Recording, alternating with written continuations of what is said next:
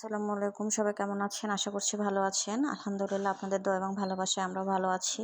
তো আজকে আমি রান্না করতে চলে আসলাম করল্লা দিয়ে মাছ দিয়ে ঝোল। এর আগে কখনো আমি করল্লা মাছ দিয়ে ঝোল করিনি, করল্লা ভাজি করাই সবসময়। অনেকেই করে, আমি দেখি, তবে আমার আজকে ইচ্ছে হলো আমি একটু করল্লা মাছ দিয়ে ঝোল করব, দেখি কেমন লাগে। তো রান্না করার আগে ভেবেছিলাম করল্লা মাছ দিয়ে রান্না করলে হয়তো তেতো লাগবে, তবে বিশ্বাস করেন, রান্না শেষ করার পর খেয়ে দেখেছি, খেতে খুবই ভালো হয়েছে, এতটুকু তিতো ছিল না। তো আমি প্রথমে মাছগুলোকে ভালোভাবে কষিয়ে নিয়ে ওই কষানো পেঁয়াজ মরিচের মধ্যেই করলা আলুটাকে দিয়ে দিয়েছিলাম, তারপরে ভালোভাবে কষিয়ে নিয়ে তারপর আবার মাছগুলো দিয়ে হালকা ঝোলের পানি দিয়ে নামিয়ে নিয়েছিলাম। খেতে খুবই ভালো লেগেছিল। আর সাথে করেছিলাম ভেন্ডি আলুর ভাজি। তবে ভেন্ডি আলুর ভাজিতে আমি অনেক সময় যদি তরকারিতে রান্নার তেল অনেক বেশি হয়ে যায়, তো আমি একটু কড়াই সাইড করে রাখি যাতে তেলটা বের হয়ে যায়।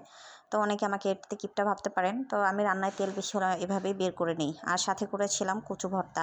তো প্রথমে রসুন পেঁয়াজ ভালোভাবে, রসুন মরিচ পেঁয়াজ সব ভালোভাবে সুন্দর করে ভেজে নিয়েছিলাম, তারপরে রসুন পেঁয়াজ মরিচটাকে বেটে নিয়ে ওর মধ্যেই কচুটা দিয়ে দিয়েছিলাম। কচু বেটে তারপরে সরিষার তেল পেঁয়াজ দিয়ে মাখায় নিয়ে খেতে ভালোই লেগেছিল। তো এই তো, আমি আমার ডেইলি রান্না আপনাদের সঙ্গে শেয়ার করি। আমার ভিডিওগুলো যদি আপনাদের ভালো লাগে তাহলে আমাকে ফলো দিয়ে আমার চ্যানেলটাকে সাবস্ক্রাইব করবেন। আর আমার রান্নাগুলো যদি আপনাদের ভালো লাগে, আমার প্রোফাইলটাকে আপনারা লাইক কমেন্ট শেয়ার করতে ভুলবেন না, ফলো দিয়ে। ধন্যবাদ সবাইকে, ভালো থাকবেন। আর আমার রান্নাগুলো কেমন হয় অবশ্যই জানাবেন। এই তো, আমাদের জন্য দোয়া করবেন। ভালো থাকবেন সবাই। ধন্যবাদ সবাইকে। আল্লাহ হাফেজ।